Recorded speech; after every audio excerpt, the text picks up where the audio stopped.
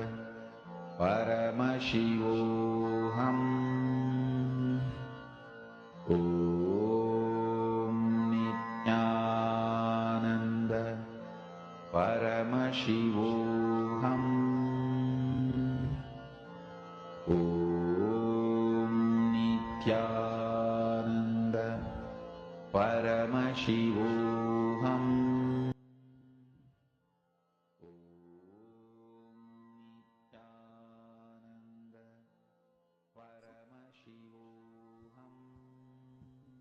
You can all relax, share whatever you are able to see with your partner. Ma Zentiao, Ma Jianain, whatever you are scanning, you can share it with your partner. So Ma Priyatma Surupini and Ma Alicia Morrissey doing the power manifestation very intensely. Let's all share with our partner whatever was appearing in our third eye during this scanning process.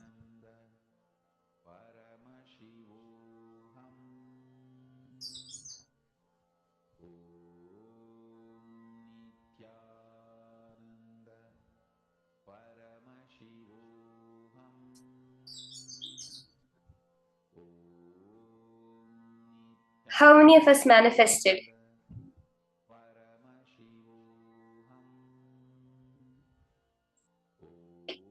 Ma Priyesha has asked a question. My food and lifestyle is disciplined, but I slip at times. In my cognition, I'm absolutely young as Paramashiva. Even if my lifestyle is inconsistent, will I remain intact in my youthfulness? Ma, actually, when you make a conscious decision to manifest Paramashiva, you automatically, your lifestyle, your food, everything will align. See, as long as we have not made a conscious decision, as long as we're going by the various hundreds of unconscious decisions we have taken only, will there be an issue itself coming up? The minute you have taken a conscious decision, Ma, you will see very clearly how all the lifestyle, everything gets connected into that. So I think you had asked this question some time before, but I just wanted to answer this where when you make a conscious decision, that's all matters, because Swamiji says your conscious visualization, your conscious will is highly revered in the cosmos. For anything, whether it's health, wealth, anything, when you make a conscious decision, you say, I am Paramashiva. Whether or not I have experienced it, then Swamiji is telling me I am Paramashiva, he is right. From that confidence, when you take the conscious decision, then automatically everything just changes in your life. Everything will automatically align to that decision. Now we're going to be entering into a very beautiful session about Kayakalpa. Swamiji says Kayakalpa is the science which was given to Agastya. When with his power manifestation, he started reviving all the dead people. So then Paramashiva came to him and said, no, you don't do this. I will give you the science of how to live forever. And gave this Kayakalpa science to Agastya. This is the science of immortality. Okay? This Swamiji says the science of Kayakalpa is when you're able to play with the strong nuclear force in nature. Let's now listen to this from Swamiji himself.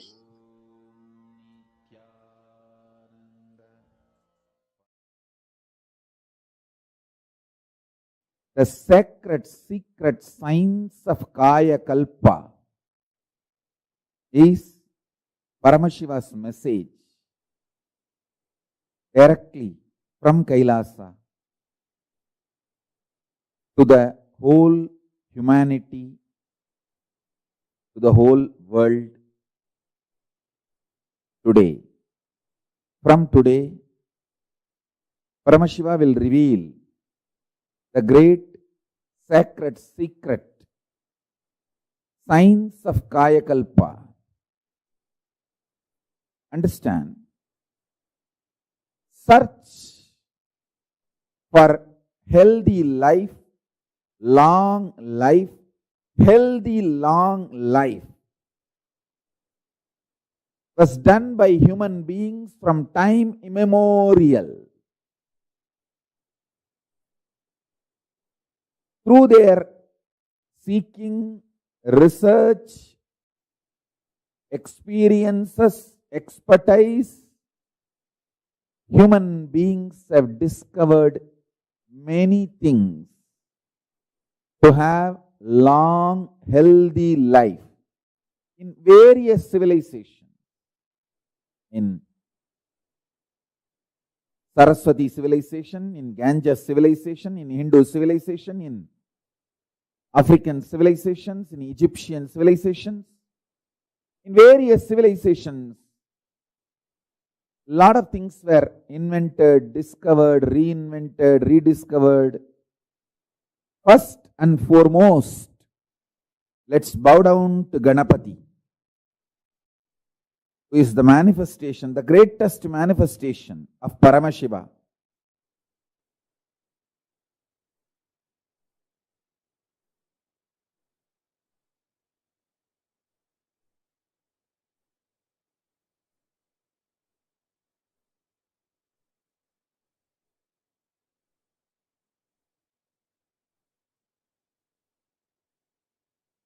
Listen.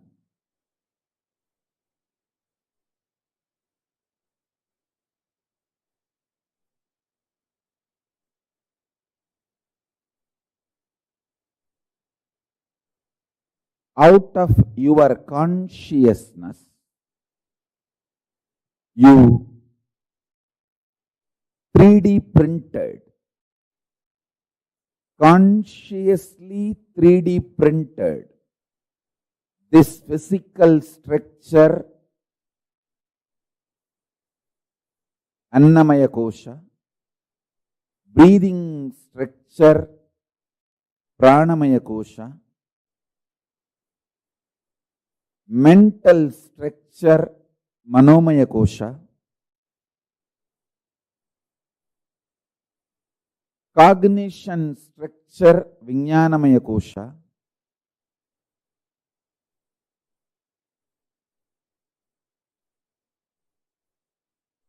conscious structure, Anandamaya Kosha, from your superconsciousness, from your core, Paramashiva himself.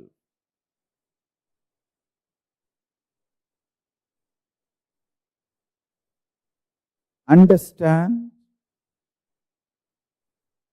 Because you printed, you have powers to reprint, alter, evolve, rejuvenate, rebuild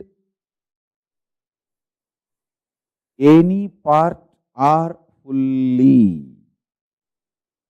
First secret I want all of you to know. Continuously give love. You will live long, healthily.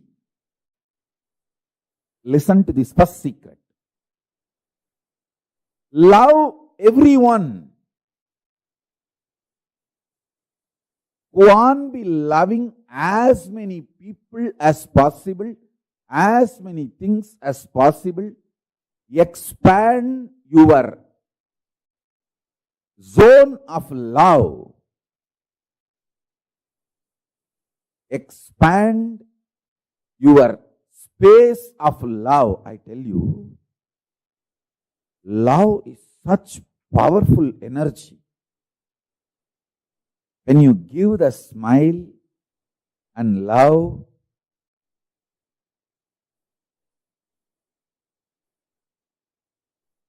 the way others respond to you, react to you, and the way you start feeling about yourself, and the way again you experience you, and the kind of chemicals and hormones you release inside you, and the way you feel secured about yourself and others, it just becomes virtuous circle. Listen carefully. Giving love to yourself, giving love to others, more and more people, more and more situations, more and more beings.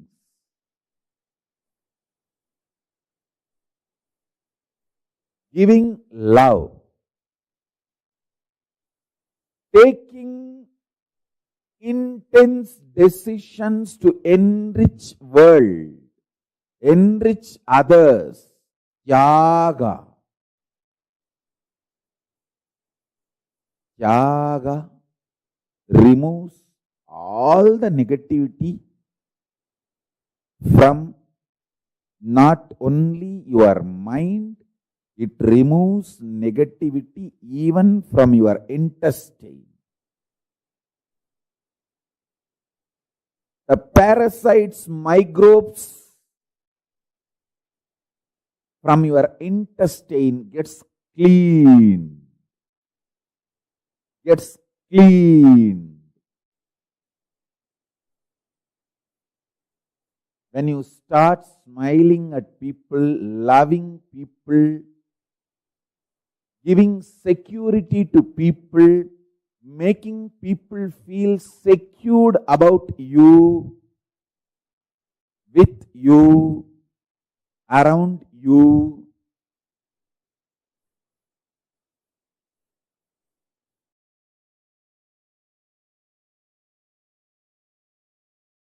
this Kayakalpa Yoga is fundamentally the science of Jiva Samadhi, Swarupa Samādhi and Jiva Samadhi.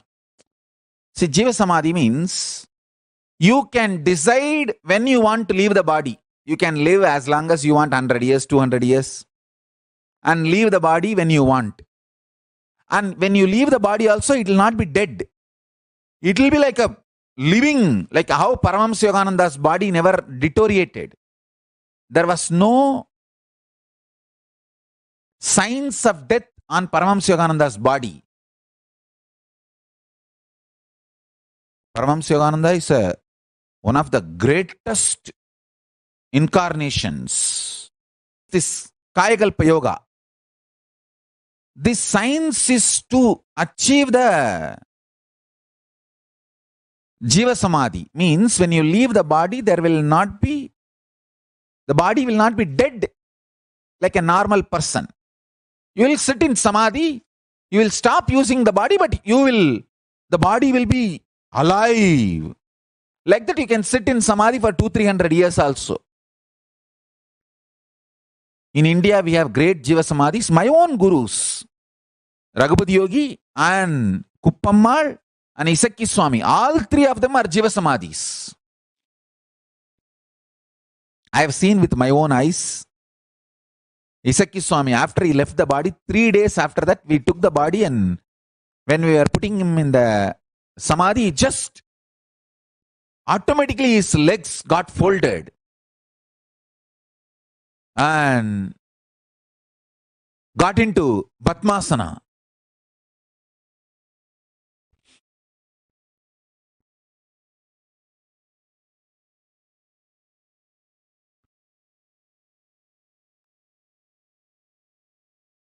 Not only I saw, there are many eyewitnesses. Even now in Tiruvannamalai they are there. All of them saw that. It happened in open place.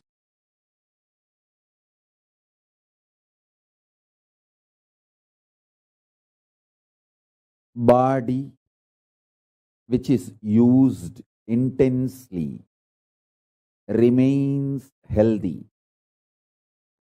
Internal organs which is active intensely remains healthy and continues to function long. Mind which remains sincere continues to be focused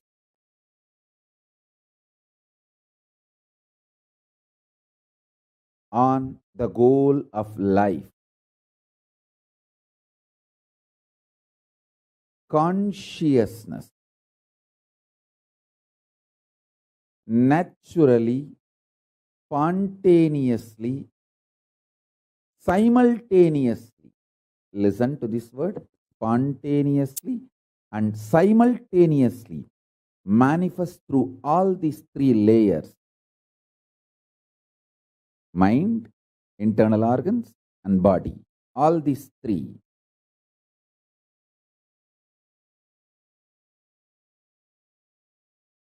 when they remain sincere.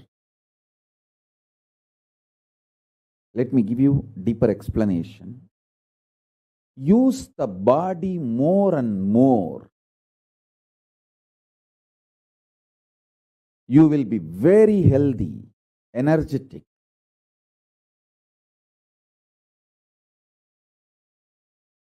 Use the internal organs more and more. Every time when you fast, all the internal organs of your body starts working. Every time you fast for 24 hours, the whole system becomes alive, activated. That is why I insist at least 2 times do this to you every week. Understand? Be good to yourself at least 2 times a week. That's the best pampering you can do to you. Anyone who wants to live royal life, listen. Eating like a pig, whenever you can, whatever you get, is the cheapest way of treating yourself.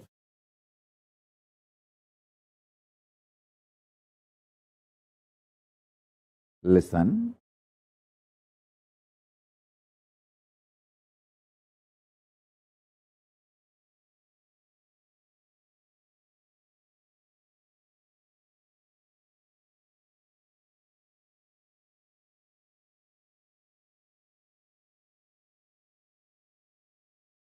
It's like treating yourself like garbage bag, garbage can, dustbin.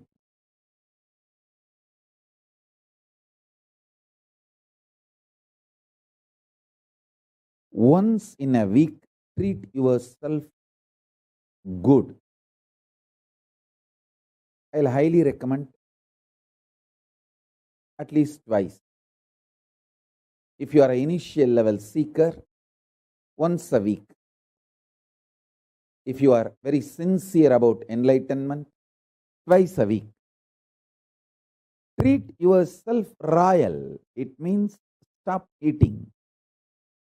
24 hours, just absolutely no food.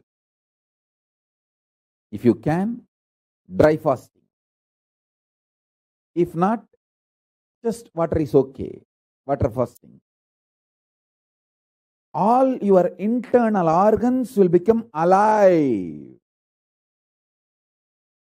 As I said, the best food for your body is what is already gathered and stored inside your body.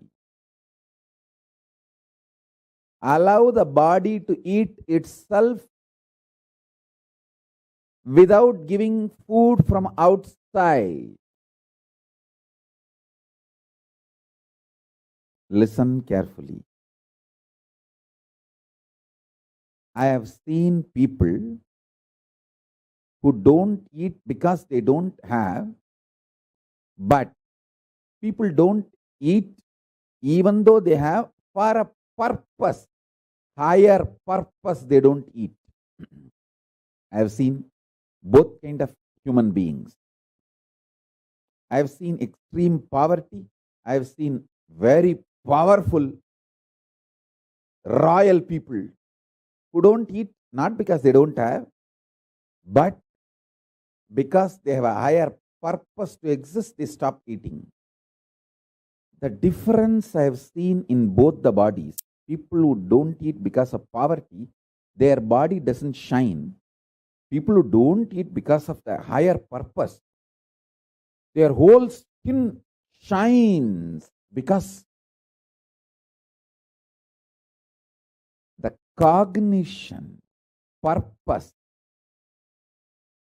adds sincerity, shraddha, and shraddha as capacity to generate ojas and tejas. Ojas means pure energy. Tejas means shining power.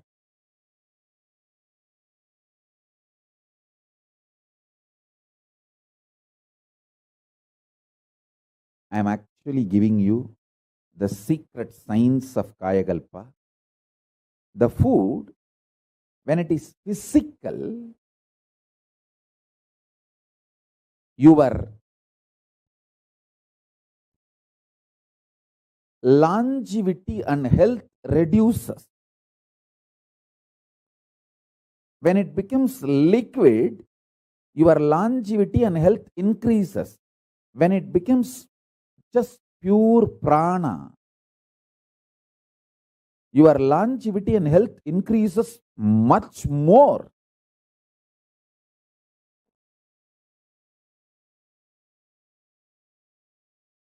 This Mauna Swami, he used to sit in that Ilippai tree breathing space. The Ilippai tree, it used to be a tall tree. All trees have their own breathing space. To the level, to the length, to the circumference, they spread their flower, fruit smell is their breathing space. So this temple tower in which this Mauna Swami was sitting comes within the breathing space of that Ilippai tree. So when he sits there and does his pranayama, that Ilippai tree's smell, breathing space, goes into his body, his internal organs receive glucose, sugar, directly just from that prana without taking any white sugar, brown sugar, anything from external source. I tell you, just if you do the detox properly, cleanse all the parasites and microbes, your whole system will become such healthy.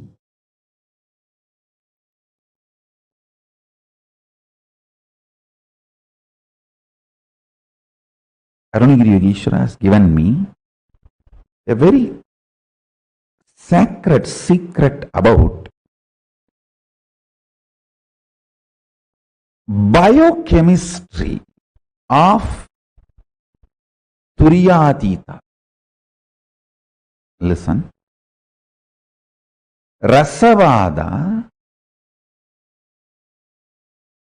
alchemistry science mapped to your body is biochemistry science. Biochemistry of Paramashivatva. I'll repeat these words in Tamil because I heard it in Tamil from him.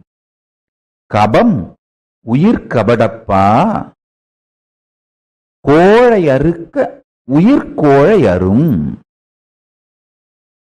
It means the kaba energy, kava component of that vada pitta kapha doshas. In Ayurveda there are 3 doshas, vada pitta kapha. The kapha dosha, it's an energy also if you know how to use it. This kapha dosha will destroy the life energy. There's one more word he used, kolai. Kolai, that word has 2 meanings. One, mucus. Another one, coveredness. He said, the mucus in you will make your consciousness covered. When you become covered, you start thinking there are multiple people in your life and there are multiple people paying in your life, and you start continuously blaming others. Understand?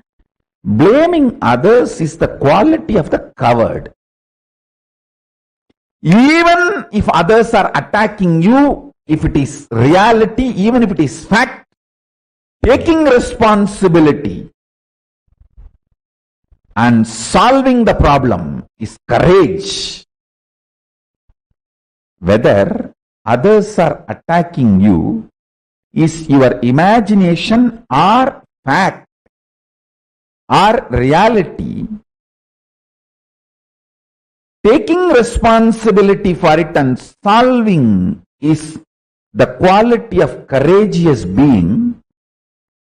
Blaming others, cognizing others, putting the responsibility on others is cowardness.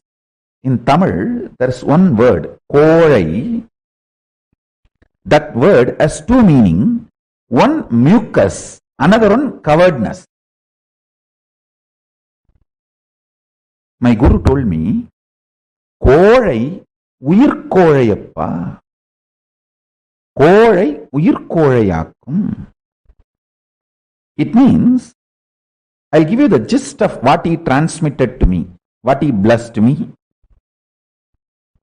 As the biochemistry of science of waking up, the Turyatita. If you practice this science for 1 month, 2 paksha, we can make the samyama, Turyatita samyama. For 2 paksha, do this alchemy. Avoid all food related to kapha and mucus in your body. Mucus free food. Understand clearly. All the coveredness of your willpower, see, your willpower experiences coveredness in 3 levels. 1, not feeling powerful to manifest what you want. 2, not thinking through, planning or acting. 3, strongly feeling your opposite powers, opponents, other than you are extremely powerful. It may be persons, situations, places. All of them are extremely powerful. They may overpower you. The intense fear. All these are definitions of coveredness, of will. When your will collapses into coveredness, these are all the experiences you manifest. I tell you, too simple.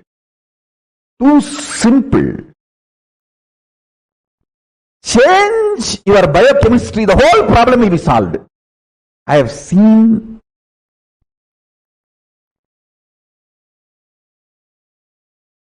when I applied my Guru's words in my life, I have seen this in my life. Whenever my disciples obeyed me and used these methods and techniques, I have seen them going through amazing transformation. You can make it like a Paurnami to Paurnami or Amavasya to Amavasya.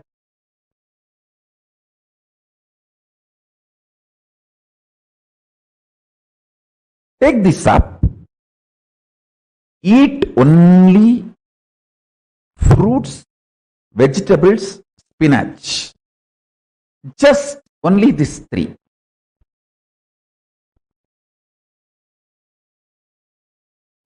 no grain, no animal products like a milk or honey, nothing else. Just these three. Fruits. All fruits okay. All vegetables okay. All spinach okay. 1 month, just this diet. Listen carefully. Mucus is not something which affects only the activity, functionality of your lungs. It goes and settles even in other vital organs and starts making the fat accumulation, inflammation. For fatty liver, mucus is the first reason. Fat, you see, inflammation in your liver and fatty liver, mucus is the first reason. Then fat gets built. That's secondary. I have a very powerful natural recipe to cleanse all the inflammation, mucus, kapha from your body. Just take 5 pieces of garlic and 1/4 spoon turmeric powder, all organic. 1/2 spoon jeera. I can project this recipe. I am projecting this recipe. 5 parts of garlic, 1/4 spoon of turmeric, 1/2 teaspoon jeera. Boil in water. Crush all ingredients in mortar and pestle and drink at night.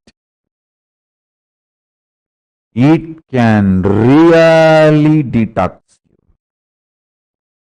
I will say this is one of the nectar for Kayakalpa.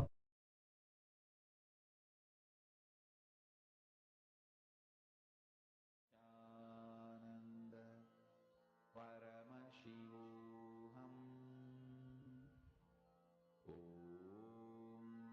Nithyananda. Paramashivoham.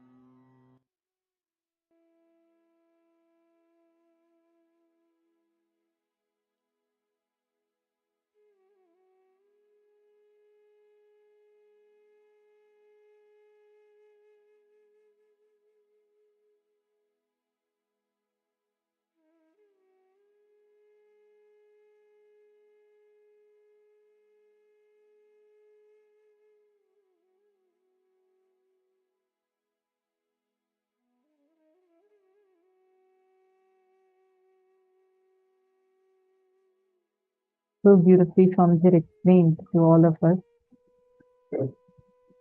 where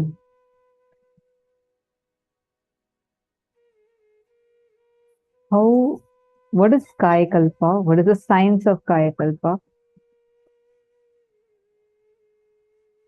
And how you can have this Kayakalpa in you. How to make your body into a Kayakalpa body.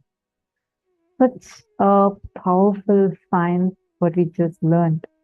And Swamiji also gave us a recipe. Did you all note down the detox recipe? Did you all take note of the detox recipe? Very, very powerful. And Swamiji also gave us the samyama that we can do, the diet that we can follow for living, like for having a mucus-free body. Like your diet, if it is mucus-free, it can help you tremendously. And Swamiji explained the science so powerfully. Swamiji had explained this to us.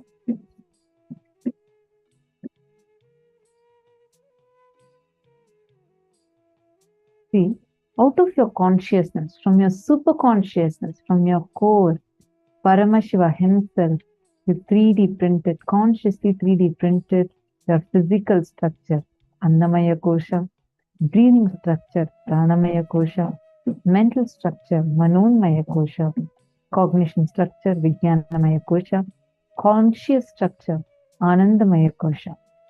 Because you printed, you have the powers to reprint, alter, evolve, rejuvenate, build any part, or even fully rebuild yourself. Take a few minutes. I request all of you to type this one powerful cognition, and please post this one powerful cognition on Facebook now.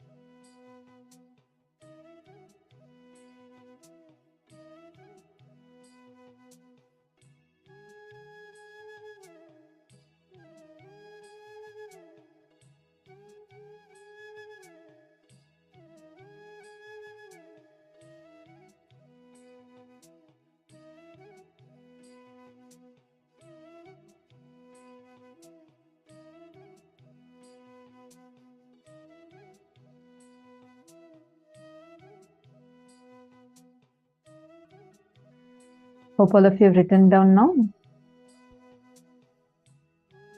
See, Kayakalpa Yoga, science to achieve Jiva Samadhi means you have the power to live as long as you want. 100 years, 200 years, how many ever years you want, how many ever number of years you want to live, you will have the power to live it. Understand, when you leave the body also, it will not be like dead. It will not, your body will not rot. It will not deteriorate, like get destroyed. Instead, you will just, your body will be like a flower even after you leave the body. The power, Kaya Kalpa, it's a physical power. The principle of Kaya Kalpa is, when your intake becomes subtler and subtler, the availability becomes eternal. When your food is solid, it will not be available all the time. and the digestion and excretion is a big job. If your intake becomes pure energy, prana, then the internal organs are kept alive, active, without the need for filtering that energy. So many of you are understanding this. We actually have a very powerful samyama called as the Nirahara Samyama.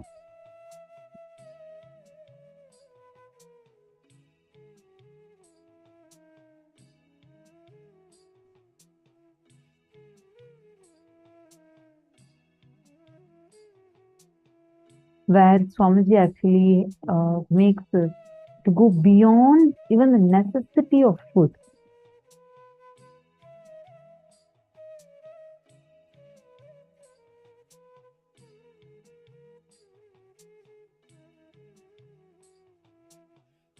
Like how plants, right, during the using the photosynthesis process, they all can create food for themselves.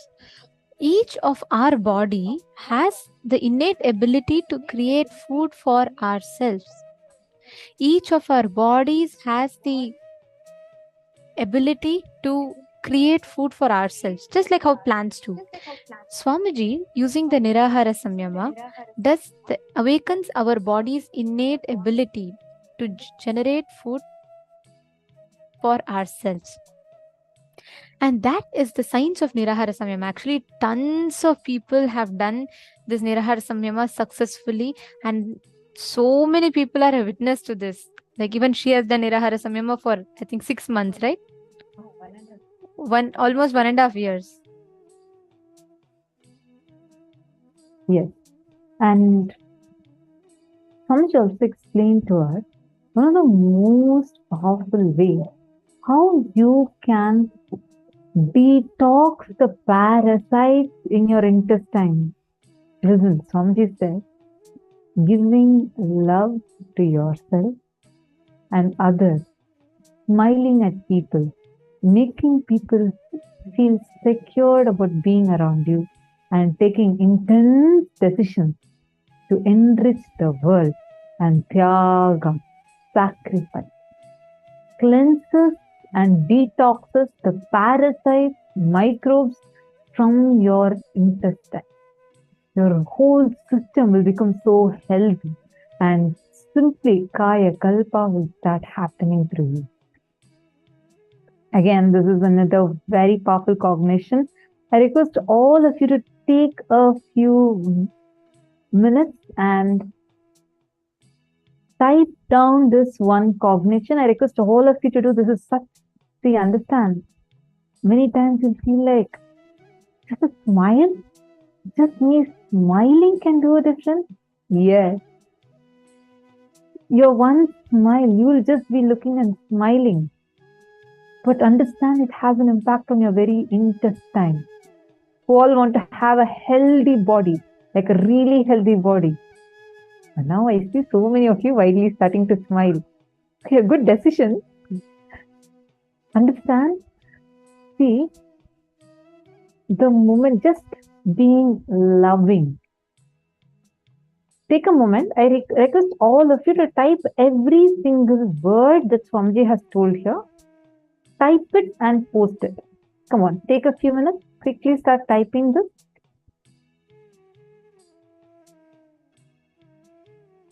All of you take a moment. Type this and post it. Come on. Type this exact cognition and please post.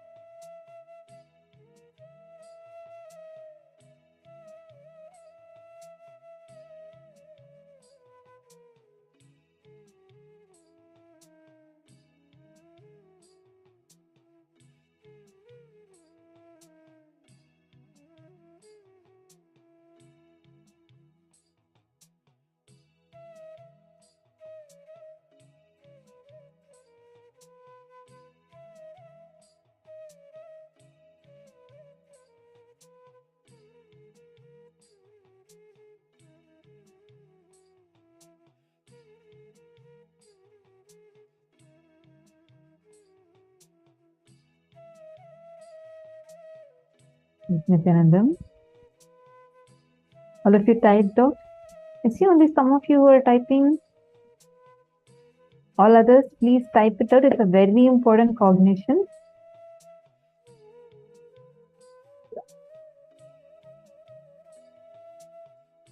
Mohongru, that is okay. I see your message. First thing I realized is people live so isolated, no eye contact even. They don't even see I'm smiling or looking at them. It's true, but it's okay. Let us start from somewhere. When you start giving that love, you start radiating that love through you. It'll first thing it will do to you, it will just heal you tremendously. You will feel, how many of you just during darshan, you're sitting and seeing Swamiji and you see that love that is radiating through Swamiji. It's just seeing Swamiji puts you in that love. How many of you experienced it? And you feel so healed inside.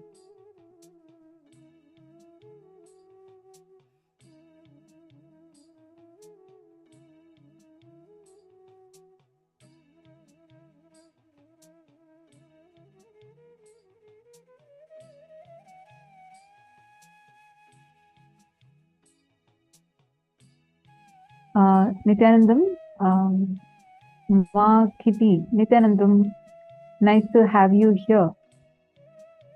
Kitty from, where are you from? Nice to have you here. You're asking for a link. Which link exactly you're asking, Ma? I request you to, if you could just please let me know. I see you're asking heartfelt link. If you could tell me specifically, definitely our team would immediately share that link with you, Ma. And Ma Kalyani, are you also there? Nithyanandam, sorry, I just missed your message on YouTube. Ma Kalyani.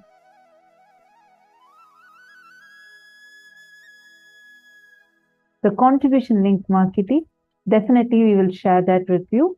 Our team would be posting that in the chat in just a few minutes.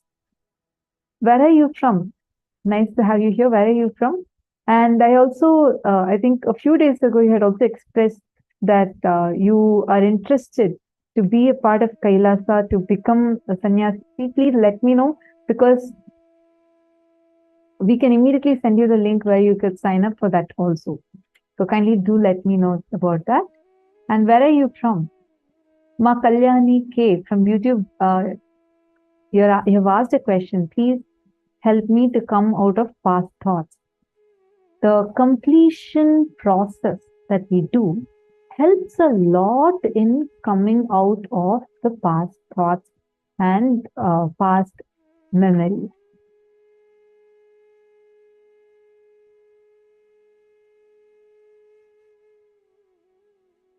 We'll help you that process of completion now, but please let me know if you are here listening.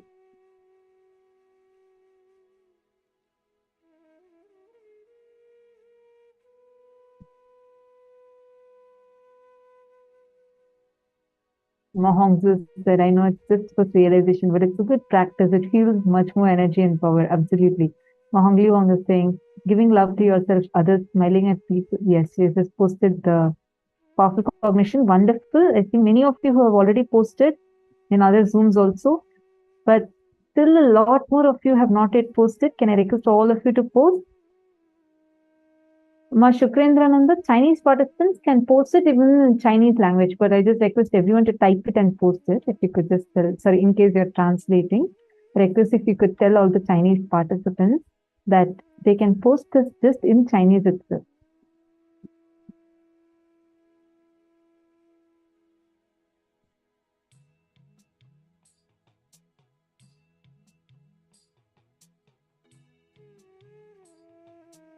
The link is the contribution link. Ma Kitty, the contribution link is events.kailasa.org/payment.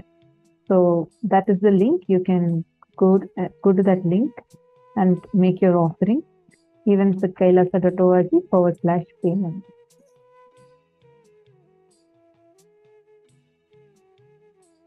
All right.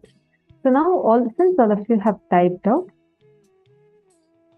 see, the food, when it is physical, your longevity and health drastically reduces. When it becomes a liquid, your longevity and health increase. When it becomes just pure prana, your longevity and health increases way much more. Actually, Swamiji says this is the very way how Swamiji, one of Swamiji's gurus, Mauna Swami, with whom Swamiji explored the science of Kayakalpa as a child. He used to sit under the Iluppai tree. It's called as Iluppai Maram in Tamil.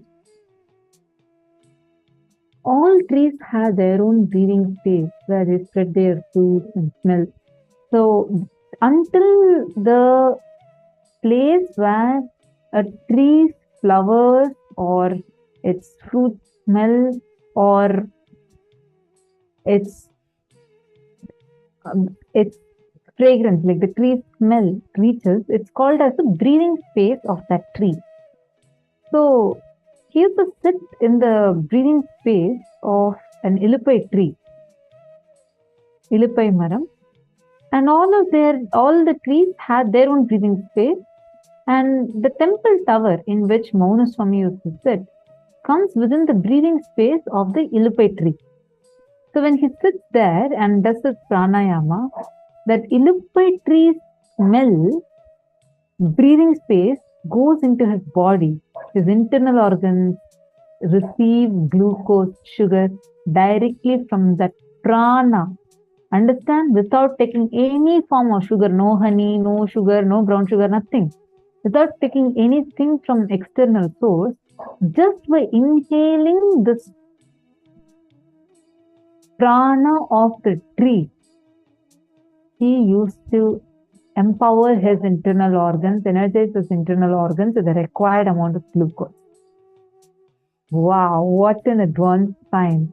This science is called as the Kayakalpa, where you literally start living on air, prana.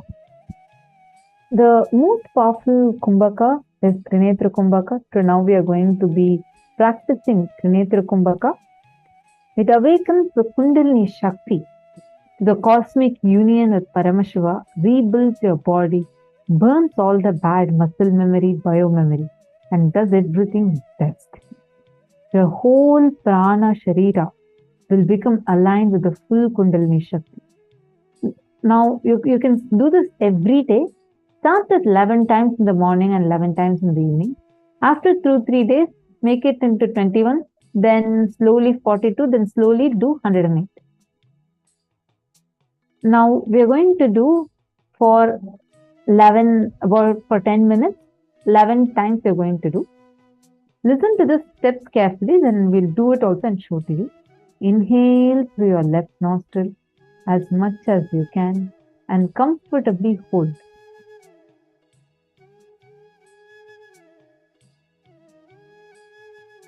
Going to first inhale through the left nostril as long as you can and as comfortably as you can, and hold both the nostrils without exhaling. You're not going to exhale. Okay, you're going to inhale and hold it. Next, you're going to inhale through the right nostril. You're not going to exhale this air out. You're inhaling and holding. And inhale without exhaling. Inhale through the right nostril and hold. And inhale through both the nostrils.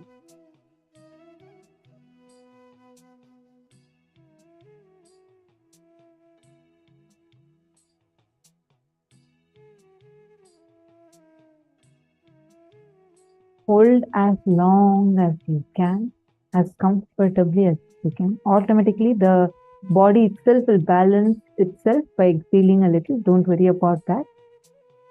Hold as much as you can comfortably. At one point, when you feel you cannot hold it anymore, you're going to exhale through the left nostril. So,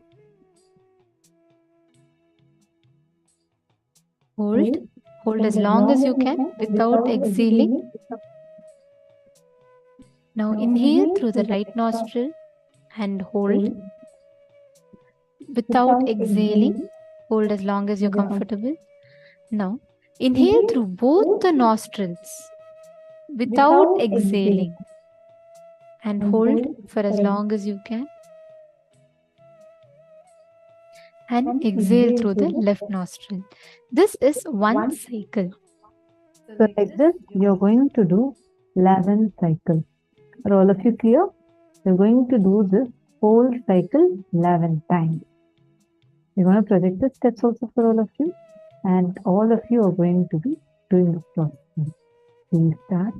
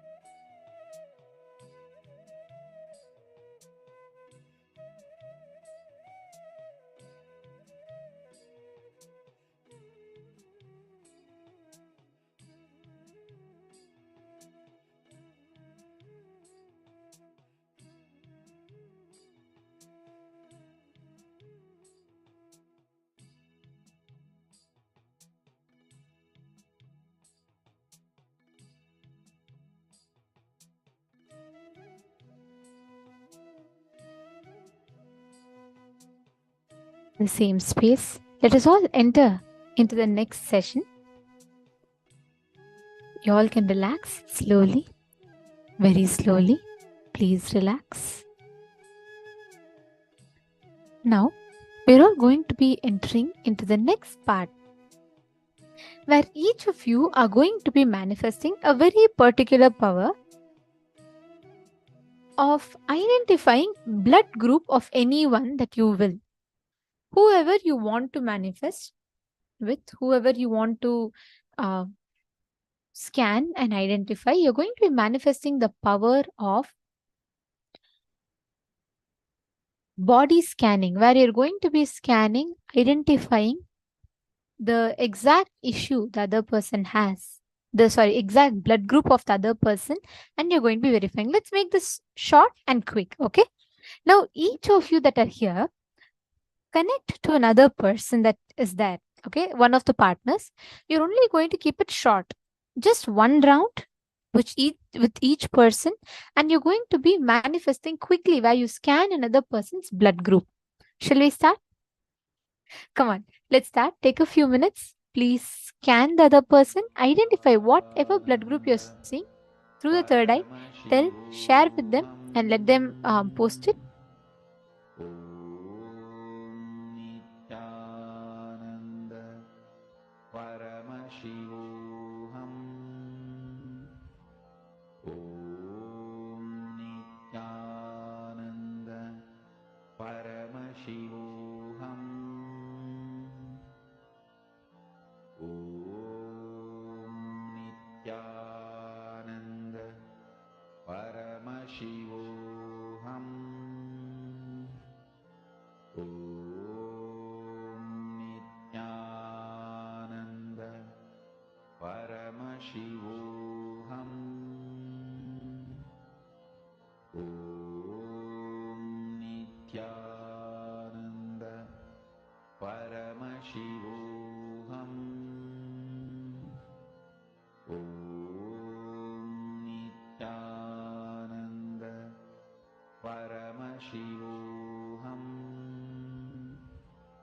Om Nithyananda Paramashivoham.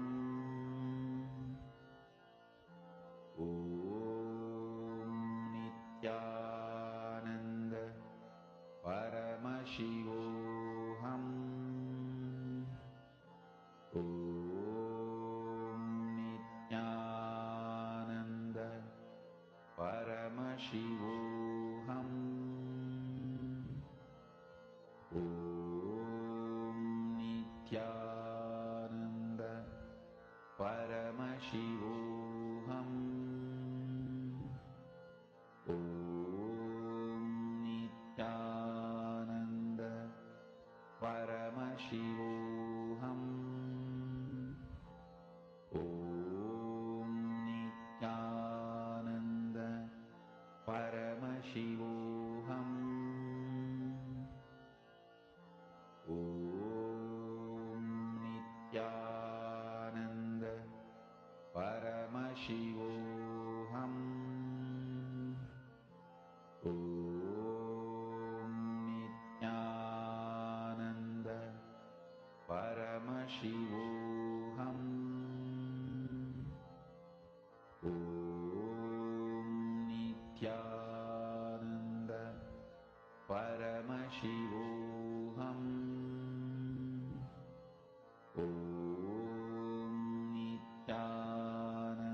Om Nithyananda Paramashivoham. Om Nithyananda Paramashivoham. Om Nithyananda Paramashivoham. Om Nithyananda Paramashivoham. Mahavagya, spiritual lullaby for Samadhi, and Suprabhatam, wake up call, wake up song for Paramashiva. This Mahavagya is spiritual lullaby for you to fall into Samadhi. Suprabhatam, wake up song for Paramashiva to wake up in you.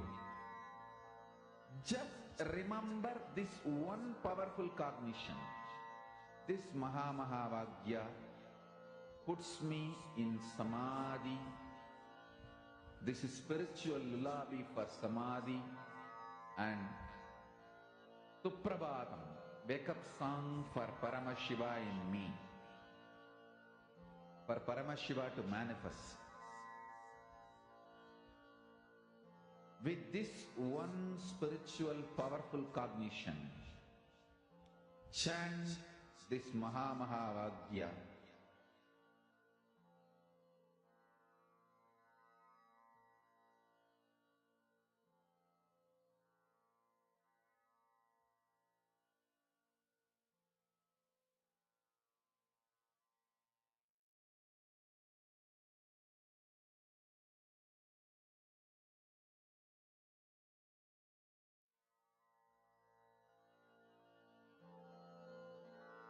Mahavagya, spiritual lullaby for Samadhi.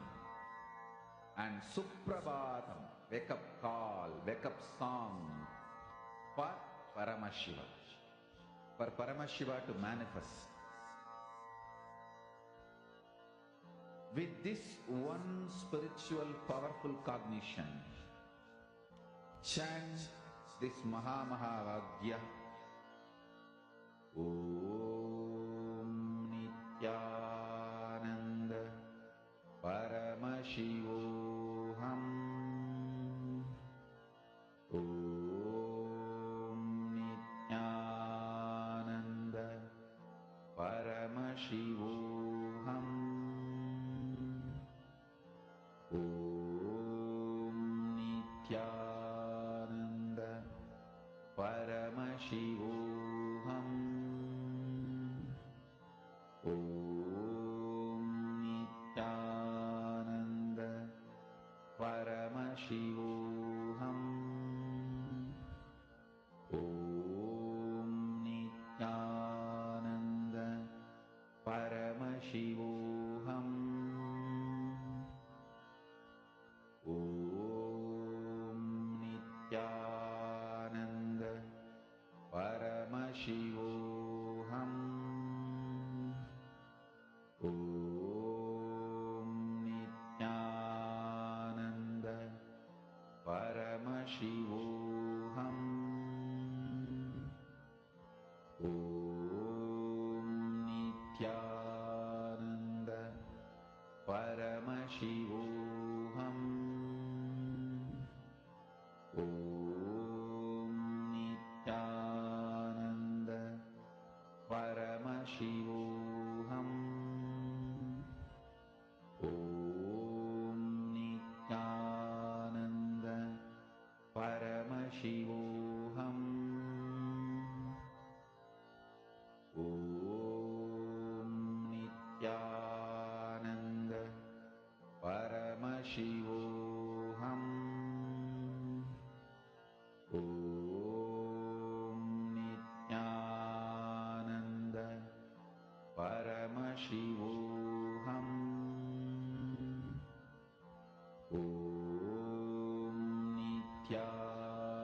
Om Nithyananda Paramashivoham. Om Nithyananda Paramashivoham. Om Nithyananda Paramashivoham. Om Nithyananda Paramashivoham. Om Nithyananda Paramashivoham. Om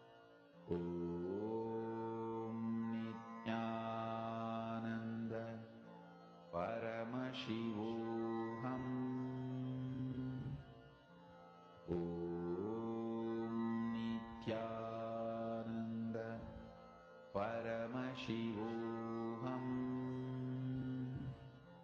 Om Nithyananda Paramashivoham. Om Nithyananda Paramashivoham. Om Nithyananda Paramashivoham. Om Nithyananda Paramashivoham. Om Nithyananda Paramashivoham. Om Nithyananda Paramashivoham. Om Nithyananda Paramashivoham. Om Nithyananda Paramashivoham.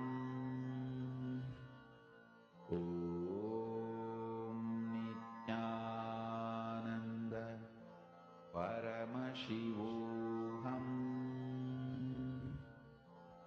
Om Nithyananda Paramashivoham. Om Nithyananda Paramashivoham. Om Nithyananda Paramashivoham. Om Nithyananda Paramashivoham. Om Nithyananda Paramashivoham.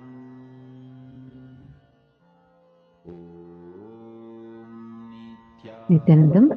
Now, as all of you have finished manifesting, let's move to the next and a very important session for today's initiation, where we're going to learn about the technology of spiritual healing. Understand? You have 7 major energy centers. About these 7 major energy centers, almost all religions talk. The 8th energy center, where all these 7 merge, become one with, is what is Anandagandha. That is why I say it is not even a separate chakra, it is a space, source of superconscious energy, where the matter comes in direct contact with consciousness, where the consciousness is directly touching the matter.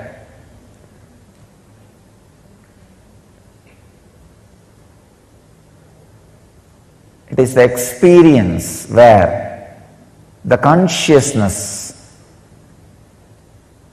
has samyoga into matter, where matter has samyoga with consciousness. When you relax into that space, consciousness fills matter. So naturally, the superconscious healing happens. It is the highest happening which can happen to matter, not just physical healing or mental healing, radiating pure consciousness. The source of Anandagandha,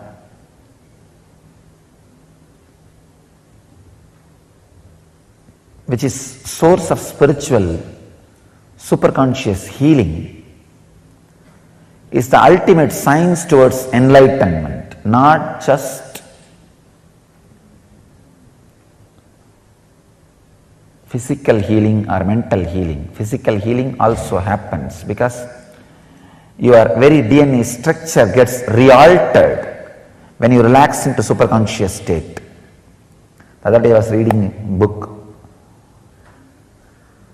The Biology of Belief. A great scientist who has done a great service to spiritual tradition.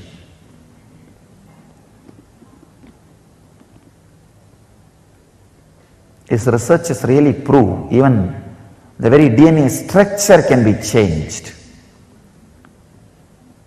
if your consciousness infiltrates the matter. Anandagandha chakra is the door where consciousness can infiltrate matter, where it can fill you.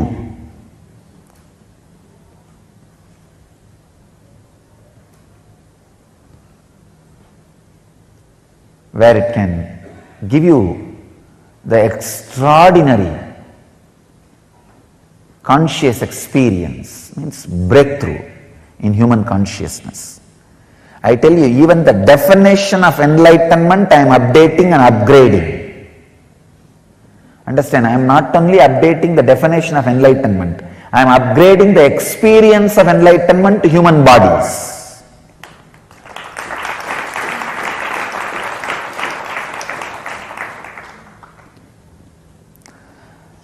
The possibility, the highest possibility which can be experienced in human body, even that highest possibility is being raised. That is why I am saying, I am upgrading the highest conscious happening on the human body. I am breaking the very consciousness on which they are standing. I am giving a breakthrough to the whole human consciousness.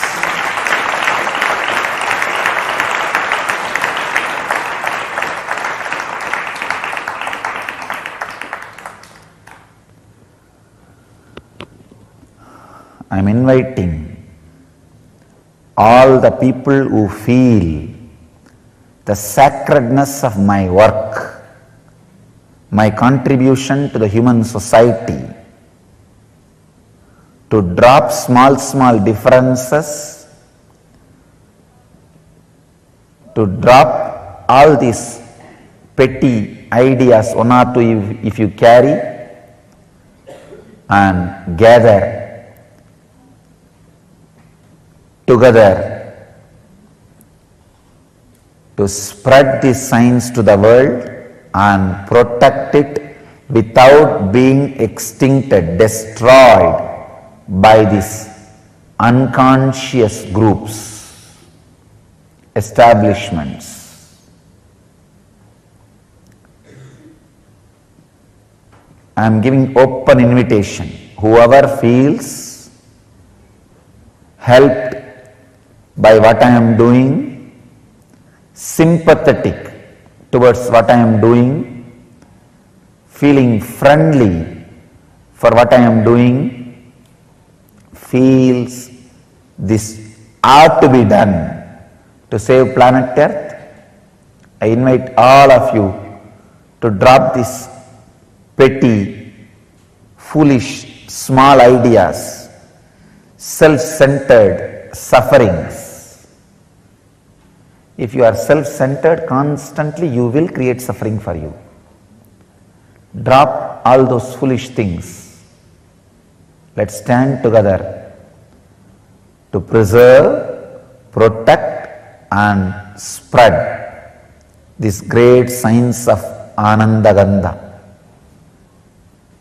the great process of giving breakthrough, great breakthrough, transformation to human consciousness. The very science itself cannot be described in one session. I'll try to give you the glimpse.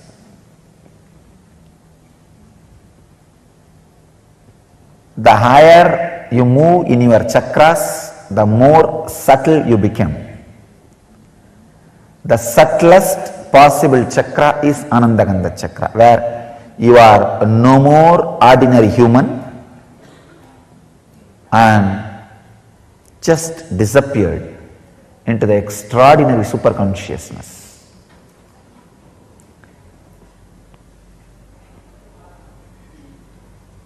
the technique or the process is two. One, if it has to be done just by your effort, unclutching. If it can be done with my effort also, process. If it has to be done only by me, initiation.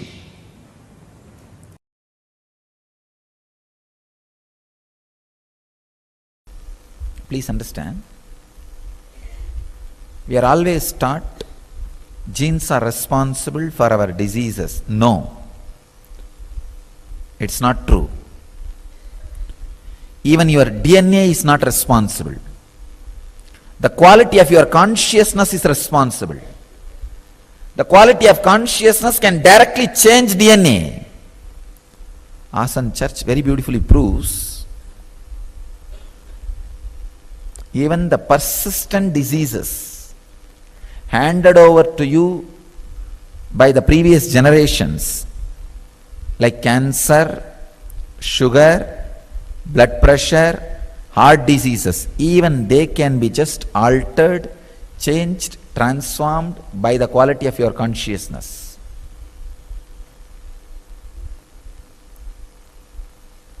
Another research proves only 35% of your DNA is responsible, only 35% for what you are, who you are, how you are, and all the major factors like your longevity, disease, health and everything. Only 35%. The science of epigenetics and the epigenome opens a new door to the great truths declared by Patanjali and Swatmarama. Patanjali in Raja Yoga Sutras and Swatmarama in Hatha Yoga Sutras.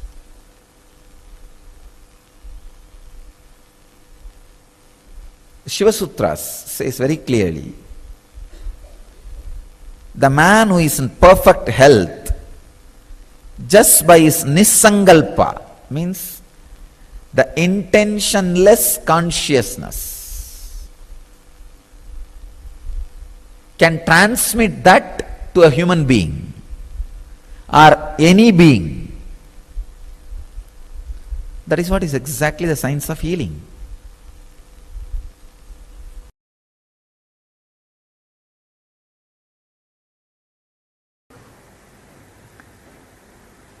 If I have to give one example, I can give the example of Gandhari in Mahabharata giving birth to 101 kids, 100 male and 1 female.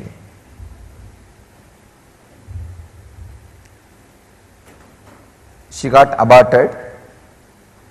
The rishi saw the flesh and really felt bad for the mother. Mother was unconsolable. So he makes 100 pots filled with ghee and different herbs, and the stem cell, the same process used in stem cell, the human cloning, first human cloning happened on the planet Earth, and 101 beings came out of the 101 pots, 100 male and 1 female.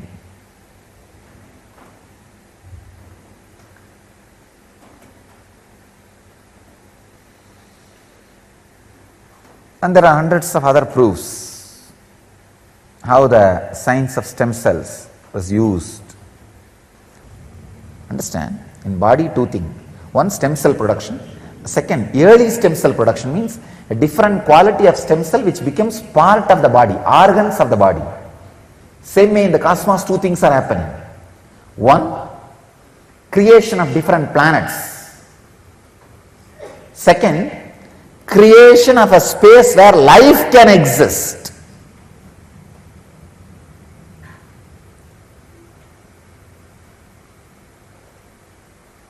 Compassion is responsible for one planet becoming many planets. Let me enjoy myself. That mood is responsible for creating a space where life can happen. I can say at least few million spaces exist in the cosmos where life is existing. Where life is existing. Same way, in the microcosm, in the body, for stem cell to become many, the reason is bhakti, the devotion. Second thing, how the early stem cell production happens. The stem cells which become part of your organs. I saw surrender. Surrender is nothing but the devotion which became part of your biomemory. The stabilized devotion is surrender. Surrender means, see, devotion means where you and the person or the object or the space to which you are devoted, both exist. But in surrender, you say, let you exist, that's enough. Nothing else is required.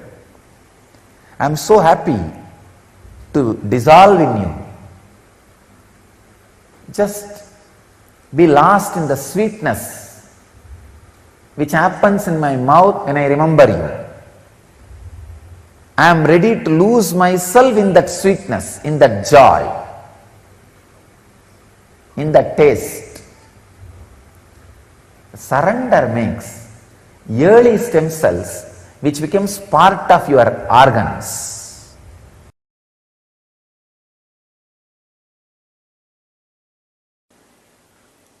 I wanted to share a few things about the extraordinary researches and discoveries done by the disciples of Maharishi Mahesh Yogi on Vedic literature and how the Vedic literature corresponds to special aspects of human physiology.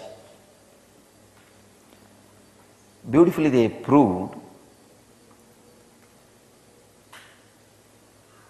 40 branches of Vedic literature in structure and function matches the human physiology like various organs, organ systems and nervous systems. By Professor Tony Nader, very beautifully in his research says that human body is a replica of Vedas and the Vyakarana in Vedic literature is hypothalamus of the brain and Nyaya is thalamus of brain. And another one very important research is they have done research on the cancer cells to determine the influence of Samaveda and rock music on it.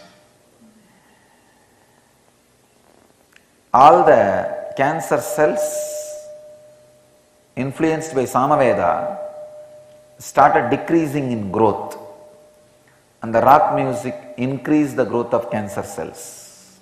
It's very surprising research. They proved it.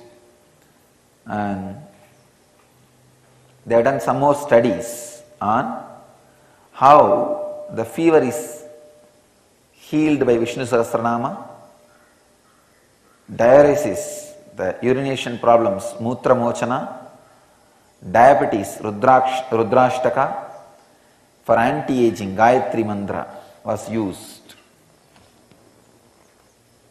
Now I will try to give my insight on the Nada Brahma. It's a sound which is source of everything. So when the sound vibrations are altered, the whole consciousness is altered.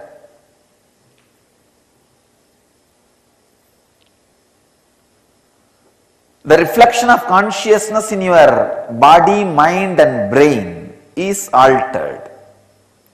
When the reflection of your consciousness on the body, mind and brain is altered, the physiology of the body, mind and brain gets altered. Please understand, when I say physiology of a mind, I mean mind does have a physiology. It has a clear structure.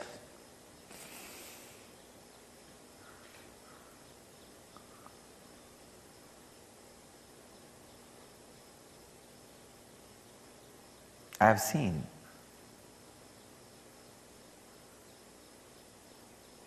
Raghupati Yogi, my yoga master, playing with sounds. He'll take a stone and create a sound, like as if that stone is hit by a hammer. The stone will become two pieces. It will become pieces. The same way iron rope. He'll take iron rope and create a sound through the tongue, as if it is hit by a powerful tool, weapon, cutter. It will just break into pieces. And he'll create a sound like throwing a stone. The bird from the tree will fall.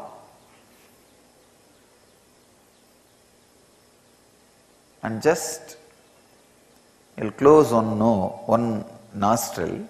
Through the other nostril he will blow the air in such a way he can even alter the smell of the air. He'll just inhale and blow the air in a very proportionate way.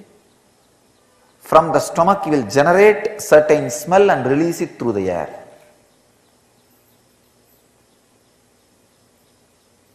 I've seen. He used to make Siddha medicines also, for which he needs snake venom, snake poison. So he will just do some kind of a pranayam, create a sound and release a particular smell through the nose. The snakes will automatically come near him as if they are in the sexual orgasm. When the snakes get into the intercourse, two snakes, they will roll on the ground and they will move just by rolling. Only if you have seen, if you are from Indian village and seen, you will understand what I am talking. They will not move like a normal way. They will be rolling on the ground, unmoving. They will completely be rolling, unmoving. I have seen the snakes getting into that kind of an orgasmic mood just by the smell. Just by the smell he releases, they will get into that mood and come towards him as if they are in that ecstasy. And all he will do is he will have a small cup, the stone cup, and he will take that snake and put the mouth and take the venom and release them. Just through sound, he will insert certain sound inside the body and create a smell from the body and release it through the nostrils. First you need to play with silence. Then automatically the whole science of playing with sound will be revealed to you. Playing with silence is the technique to achieve the state of playing with the sound.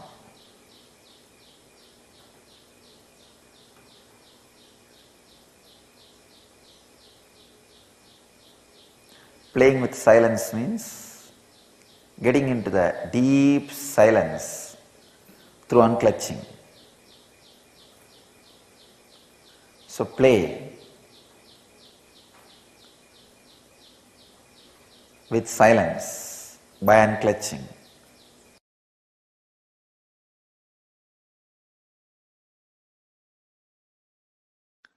In quantum physics, there is a term entanglement.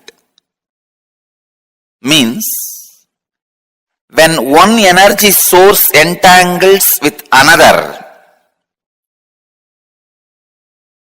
they interfere with each other.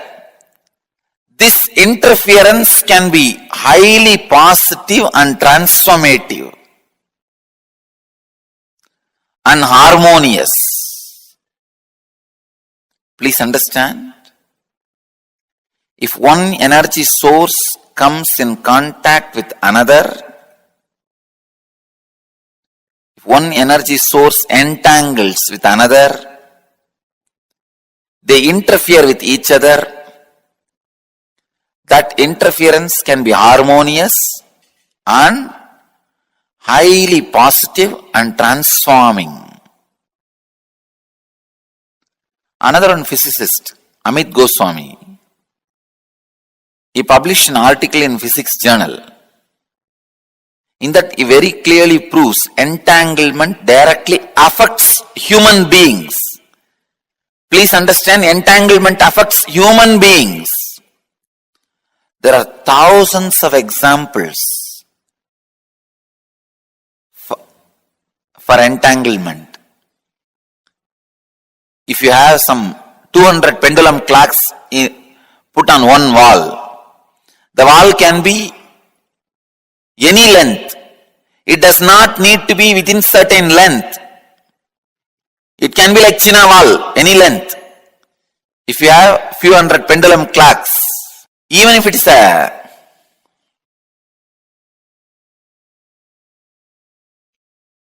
long wall, put hundreds of pendulum clocks and start them all at different times. See, within next few minutes, all the pendulums will swing in synchronicity.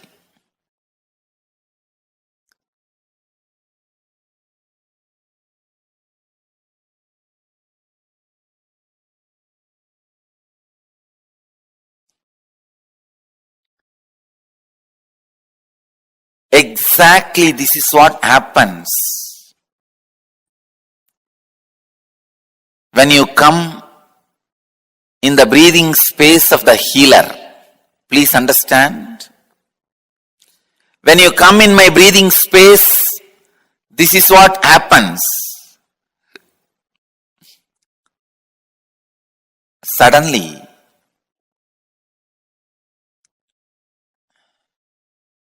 your mind gets entangled with my no mind. I wanted to tell you, entanglement is only in the thought level. If your mind entangles with my no mind, it is entanglement, thought level. Next, please understand, if your muscle memory gets entangled with my muscle memory, that is called entrainment. If your biomemory gets entangled with my biomemory, it's called enlightenment.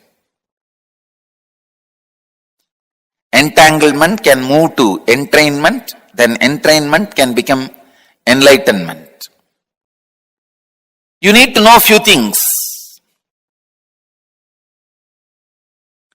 How this healing happens. See, healing happens in the entanglement level. Kundalini awakening happens in the entrainment level. Levitation happens in deeper than entrainment. I can say momentary enlightenment.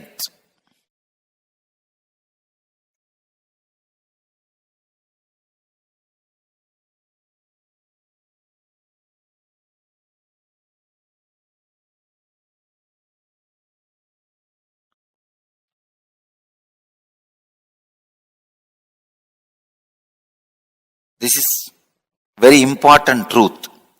This truth about the entanglement, because this opens many doors, many possibilities, many understandings.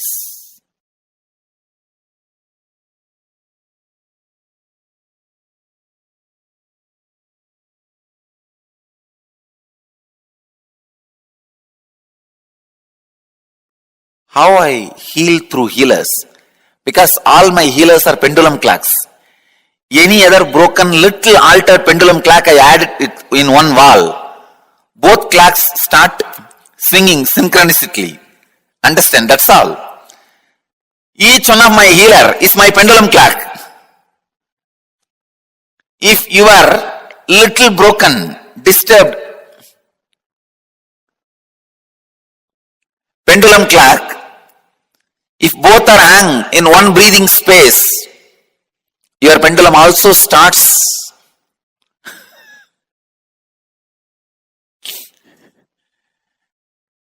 vibrating, moving.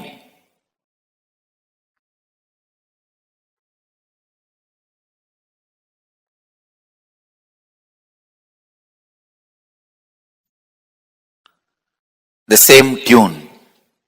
And a living practicing healer, please understand, living practicing healer is continuously in entanglement with me. He may be wherever he is. A living practicing healer is continuously in entangle with me. This is what I call physiology of feeling connection. A practicing healer, the healer who lives whatever I am teaching, as long as he retains a feeling connection, the very physiology becomes different.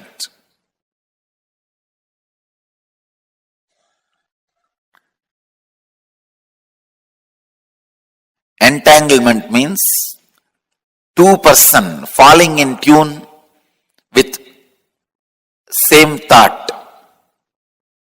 Entrainment means two person falling in tune with the same idea. Enlightenment means two person uniting beyond ideas.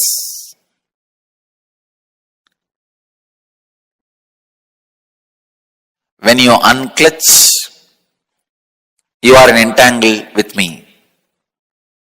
You are in entanglement with me.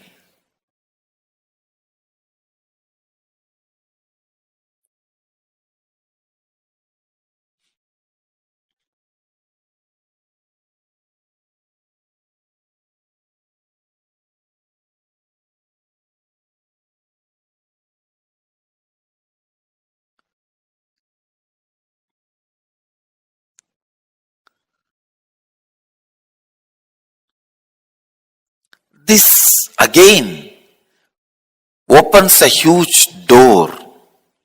Then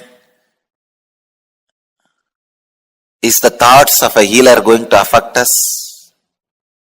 I say yes. That is why I am telling you, go to a person only who is thoughtless and beyond mind. Do not receive healing from ordinary Reiki healers, this healers, that healers. No. Receive only from enlightened being. And all my healers, during the moment of healing, because they are entangled with me, they represent me, and it is equivalent to you receiving healing directly from me. You don't need to worry at all, doubt at all about my healers. Understand? This is the physiology of feeling connection. When you have a feeling connection, your very physiology is different. And feeling connection has its own physiology.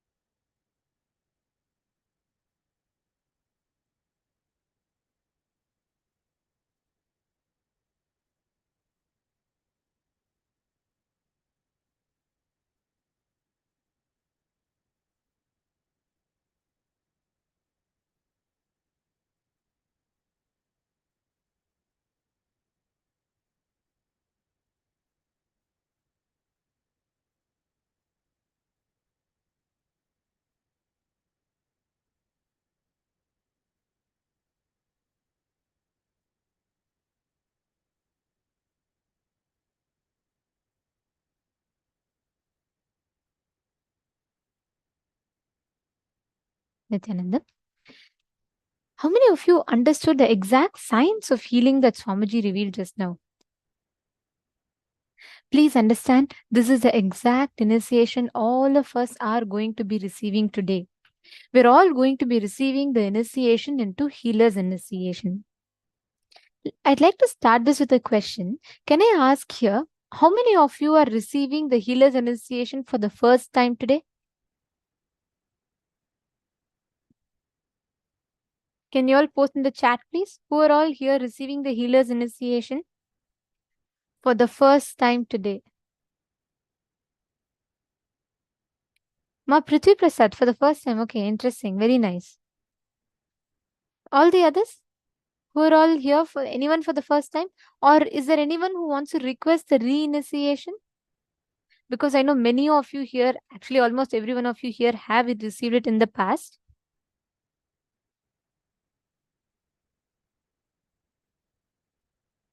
Okay. Now, let us understand the exact science of Healer's Initiation. How exactly it works. What are the do's and don'ts of a spiritual healer?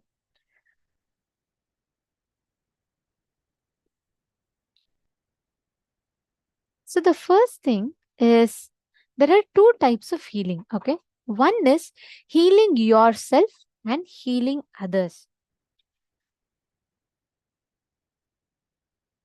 In the first initiation, where you're only healing yourself, there are no restrictions, there's nothing.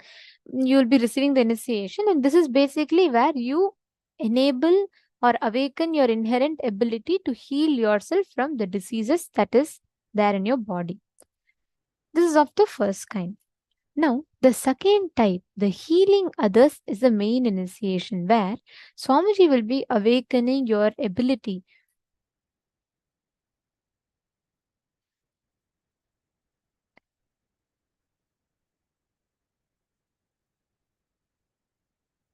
another person.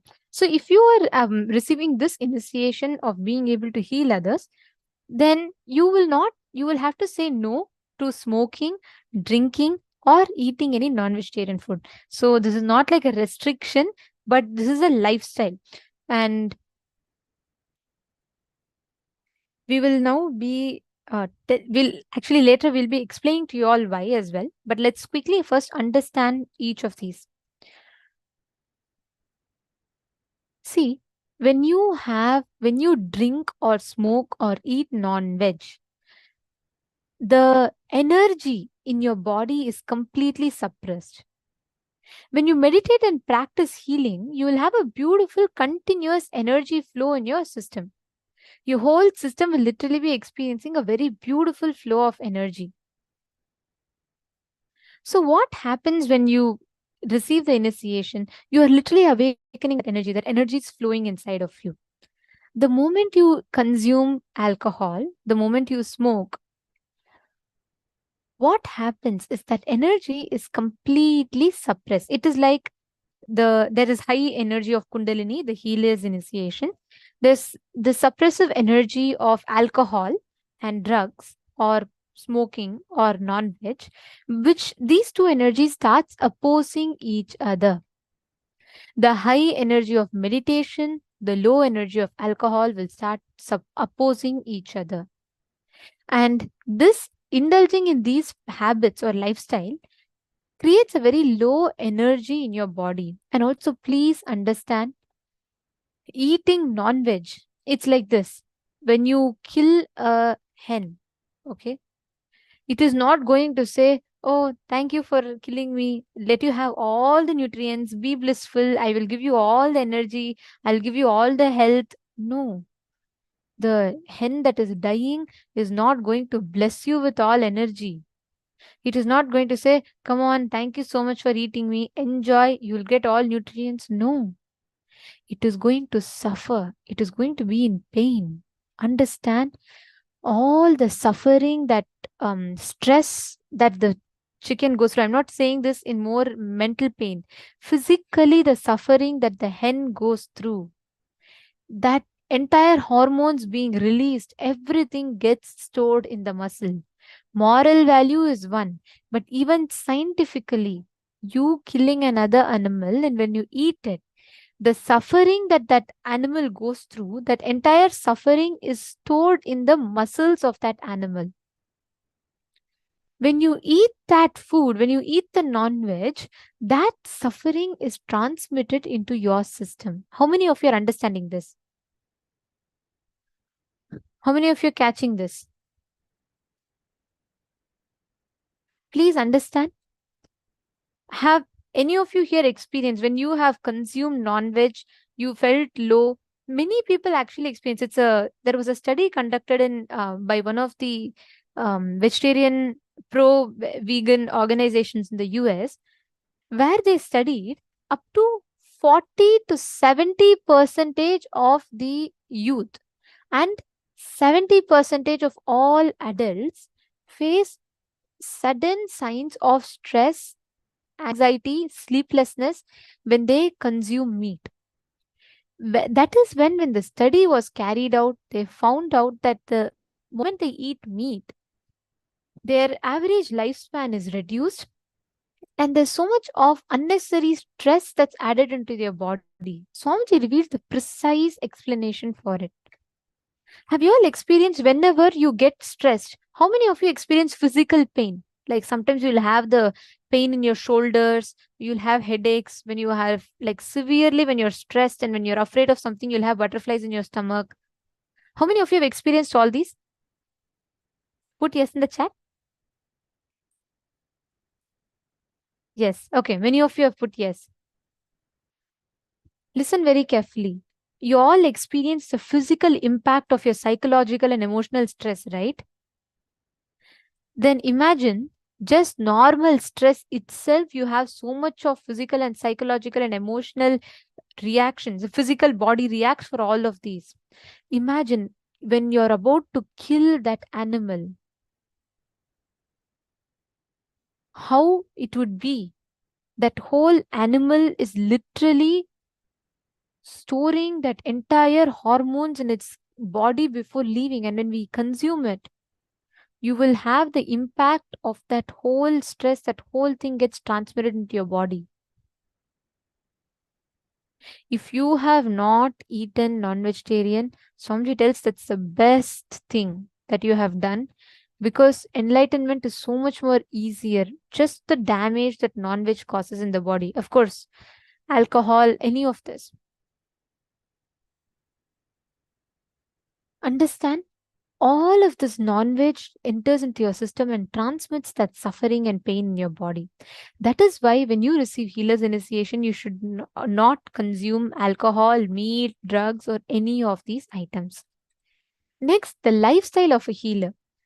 When you heal, this is a commitment you give by yourself to you. Do not suppress.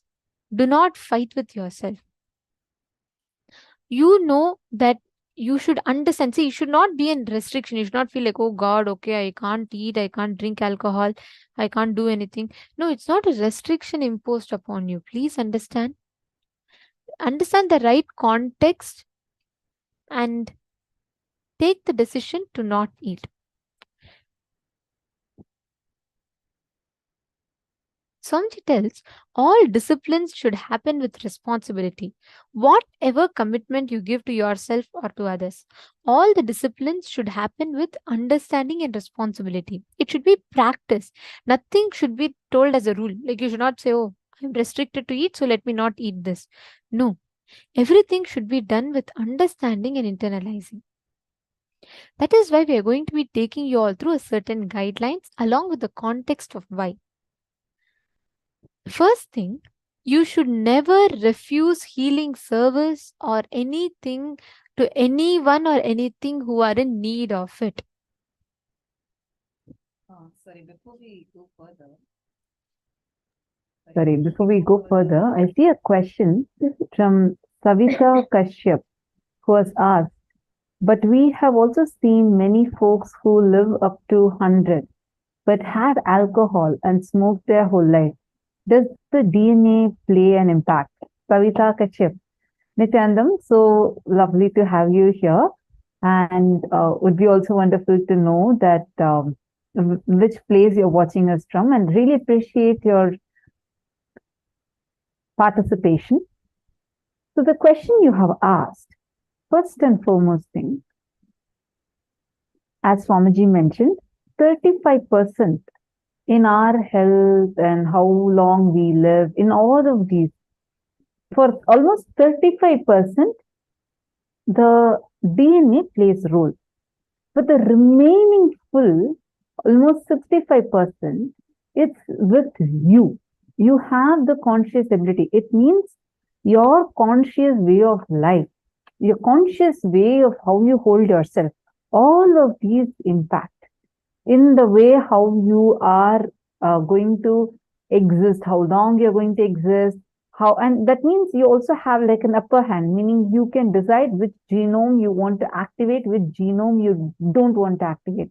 This science has become quite popular recently. It's called as epigenetics. You could Google about it.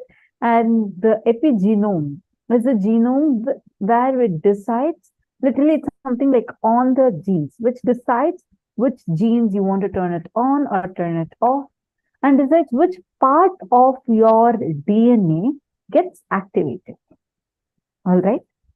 But before this, you're asking a very important question. So alcohol and smoking have a, so you're saying, I've seen many folks who live up to 100 but had alcohol and smoked their whole life. Once again, the way we see it matters over here. First, alcohol and smoking destroys your very consciousness, not just your physical body, not just your mental body, but your very consciousness. Second, the lifespan that they could have lived is way much more, that has reduced to how many ever number of years they have lived. We need to understand this, because the life expectancy of many people, especially if you have seen someone from the previous generation, means if you're saying you've seen people who have lived almost up to 100, it's definitely from the previous 2 generations. Which means the life expectancy of the previous 2 generations was much more than what it is today. That life expectancy, if they're almost, even let's say that they are able to live up to 80, they're able to live up to 100, first, how healthy were they living? Because this directly impacts their physical body, physically deteriorates, it destroys your whole body, it destroys the mental health that you carry, and it destroys your very consciousness. Are you understanding, Mom? And it also impacts in a very negative way. It also impacts the lifespan of yours. See, whenever you are in your high energy, especially when you take initiation into healer's initiation, it raises your frequency very high. It keeps your energy so high. And at such a high frequency time, if you consume low energy alcohol, low energy meat, it conflicts directly with your high energy. That is why they are asked to avoid it. You're understanding? You can see the people that you're mentioning about, because definitely the lifespan reduces drastically. And even if any of the examples that you've given, you can check what kind of a lifestyle practice that they were living, because that impacts directly in how long they could have lived and how long they were actually able to live. And also, Masi, many times it is not about just the physical health alone. You never know what amount of ups and downs that the mentally they'll go through. All of this happens along with alcohol. Understand, alcohol is always low energy. There could have been other factors that might have contributed to their longevity, but it is not just not just the physically living longer, even the mental health, how they were, the kind of ups and downs that their body goes through, the hormonal impacts, all this has an impact. You're understanding, ma? Most of the times we just see it's about the physical health. Physically also it's scientifically established. Imagine the smoking box itself says smoking kills you and it sells. That is the way it addicts.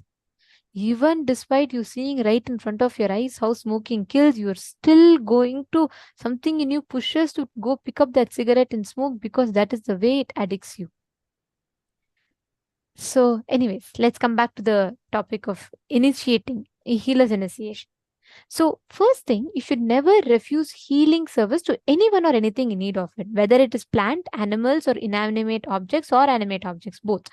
For example, if your laptop is not working, you should heal. If you have even someone you think is your enemy is coming and asking you healing, please heal. Any personal conflict or difference in ideology with a person should not come in the way of providing healing service to that person.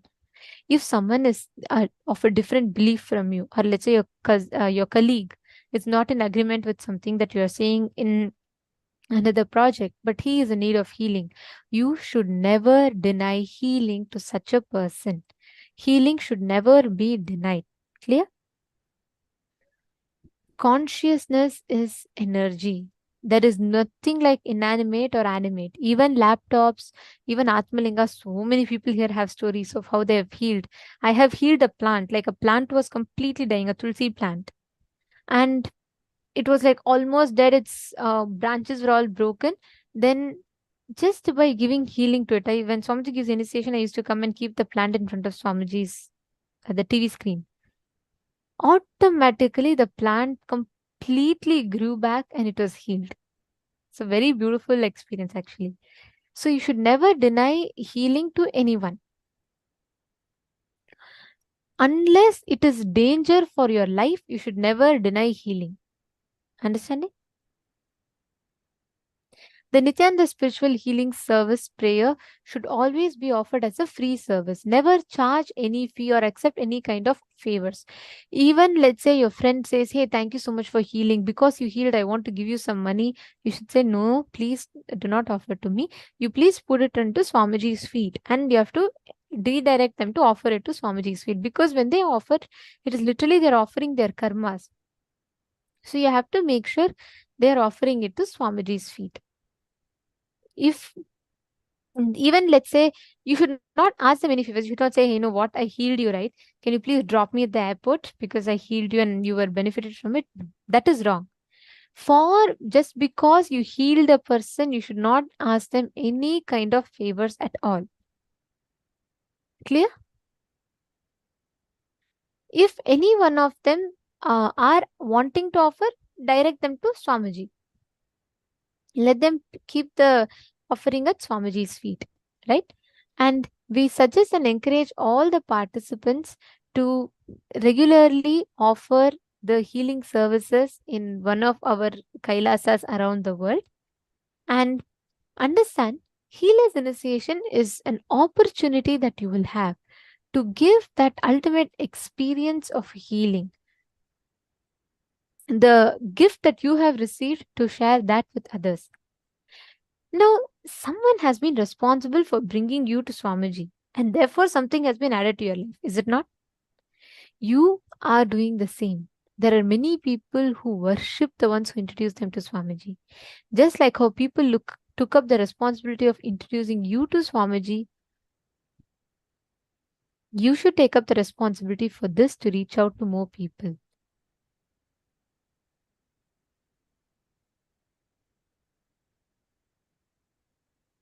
Only if we take up responsibility for everything that happens in our life, we will start expanding.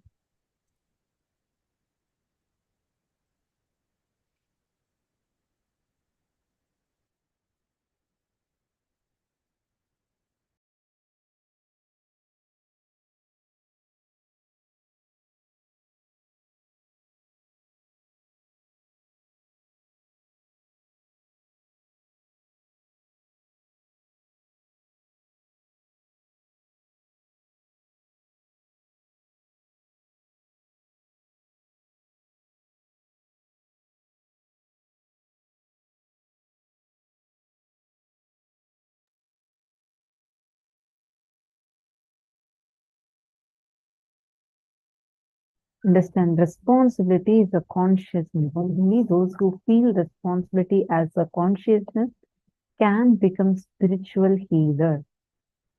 Be very clear.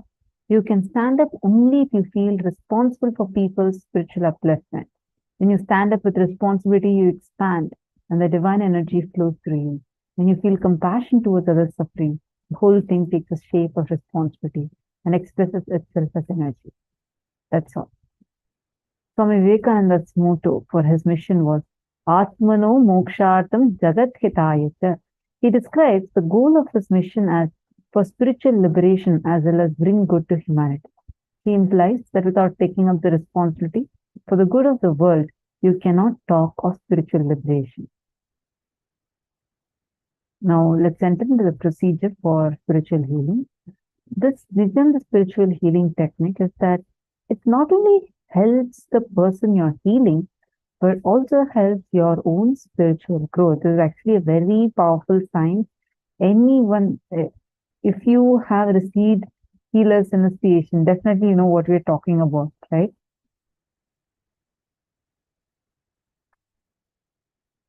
It's such a powerful science where not only that you would be able to give healing to another person, but while giving healing to the other person, even you yourself would experience that immense healing.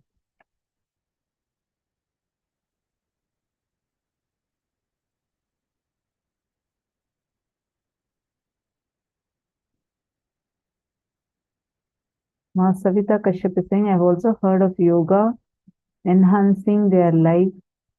Oh, sorry, I have also heard of yogis enhancing their lifespan to 200 or 400 years by pranayama. Yes, understand. Okay, Ma Savita Kashyap. Actually, earlier we had played a very important session. It was called as Kayakalpa.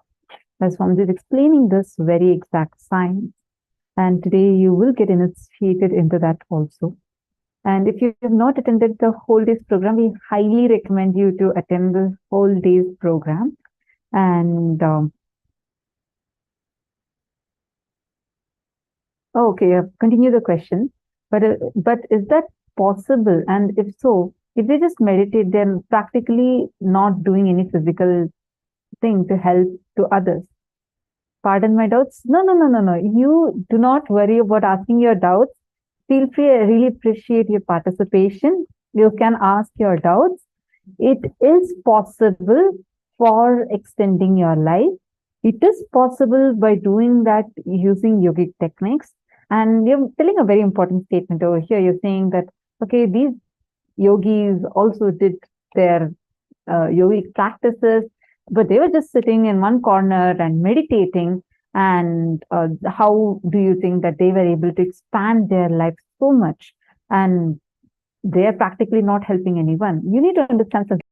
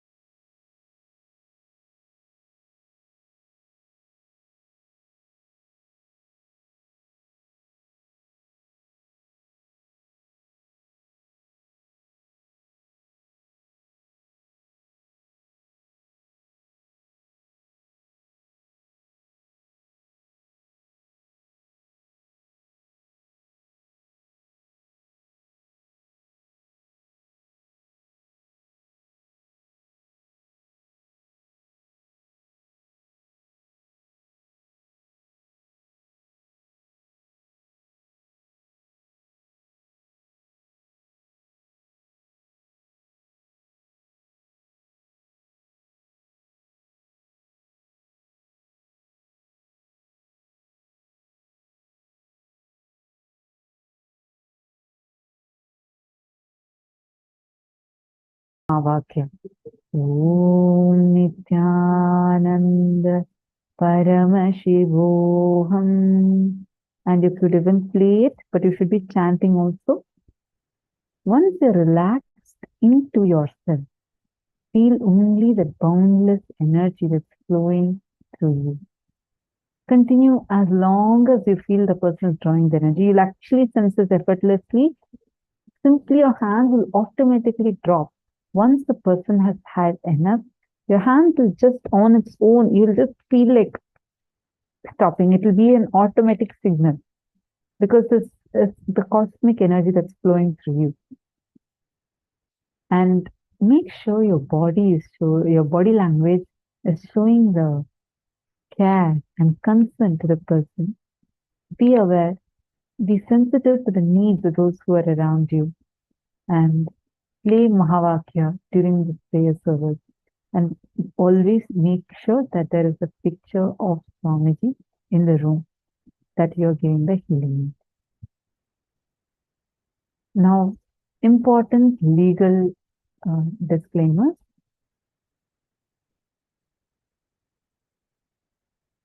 Do not make any guarantees, warranties, or representations regarding the outcome of Nithyananda's spiritual healing process. And specifically, do not claim that the process in any way diagnoses, treats, heals, or cures, or prevents any disease, illness, injury, or physical or mental condition. Do not use the word patient to the person who is receiving healing. To whoever you are giving the Nithyananda spiritual healing services, do not call them as patient. You should not use the word patient for them. And if you are a licensed physician or other licensed healthcare practitioner, advise everyone to whom you are providing the Nithyananda spiritual healing services that such services do not constitute diagnosis, care, or treatment, or the practice of the medicine or any other health care. The Nithyananda spiritual healing does not involve the diagnosis or treatment of any medical or psychological condition and does not involve the use of any physical intervention or manipulation of the human body. Any benefit that an individual experiences comes from within himself or herself based on his or her body's ability to heal on its own. Understand and acknowledge that your participation in the Nithyananda spiritual healing program is on a voluntary basis. Do not charge or accept any fees or favors for Nithyananda spiritual healing services that you may provide to others. Do not provide Nithyananda spiritual healing services if you are suffering from any physical, mental, or psychological disorders or taking any medicines for any physical, mental, or psychological disorders. If you become aware that an individual who has requested your Nithyananda spiritual healing services appears to suffer from a mental disorder, do not provide Nithyananda spiritual healing service and recommend that he or she seek attention from an appropriate licensed healthcare practitioner or mental health care provider. If you are a licensed physician or other licensed healthcare practitioner, do not engage or claim to engage in medical diagnosis, care, or treatment, or in the practice of medicine or any other healthcare profession in conjunction with any of your activities as a Nithyananda spiritual healing practitioner. Meaning you can be a doctor, you can still continue your profession, but not with the claim that because you are a Nithyananda spiritual healing practitioner, you become a doctor. No, you cannot claim that based on the right. Now, we request all of you to take a few minutes and head to paramashivoham.org, kailasa.org/paramashivoham. You will be able to get the Healers Initiation forms over there. We will also project the direct link for all of you. Our support desk team will be posting this on all of your chats. You all will be able to see that in all of your chats now. Please take a moment and you can go ahead and fill it.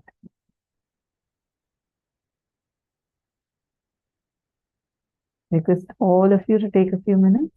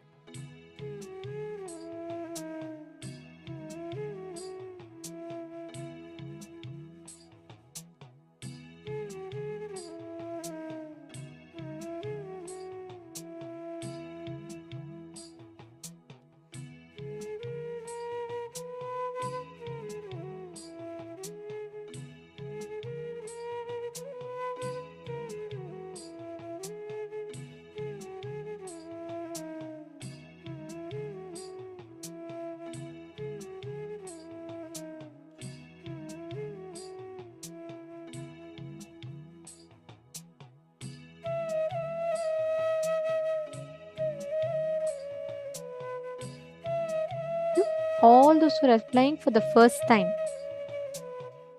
Or if you've already applied and you want to request a reinitiation, please go ahead and fill this.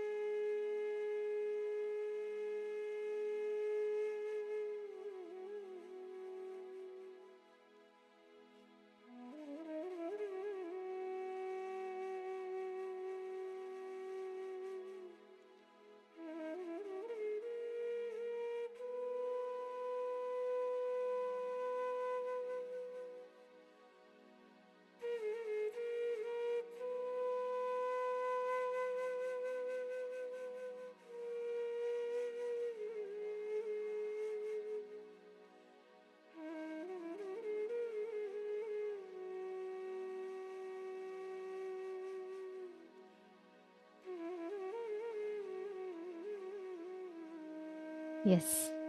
Please relax. And all of you have filled up? Okay. Can I request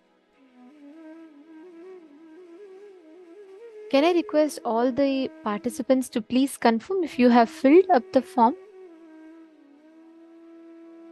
If you have filled up the form, please put a yes in the chat, please. This is very important because if you have not filled up this form, then your healer's initiation won't be counted. If you have received the healer's initiation, it won't be counted. You will not receive the healer's initiation. Only by filling this form, you will be receiving the healer's initiation. Yes. Some of the participants on the YouTube that were asking for the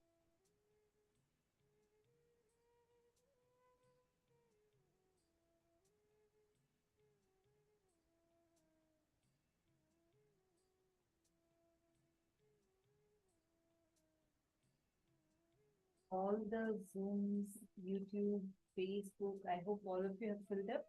I've given enough time for all of you to fill up the form.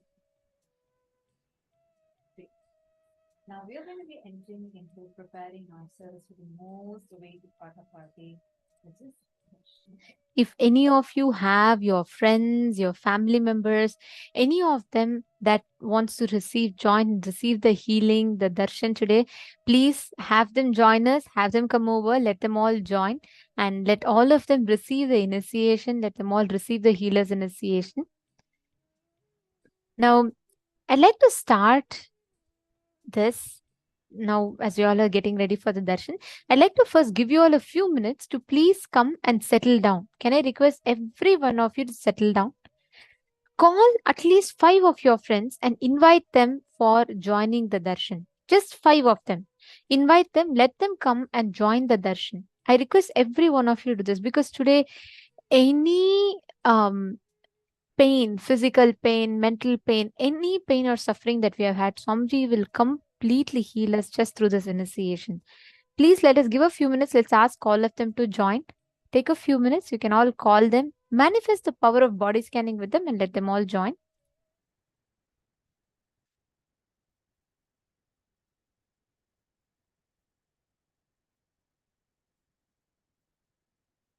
Paramashivoham. Om Nithyananda. Paramashivoham. Om Nithyananda. Paramashivoham. Om Nithyananda. Paramashivoham. Om Nithyananda. Paramashivoham. Om Nithyananda. Paramashivoham. Om Nithyananda. Paramashivoham. Om Nithyananda. Paramashivoham. Om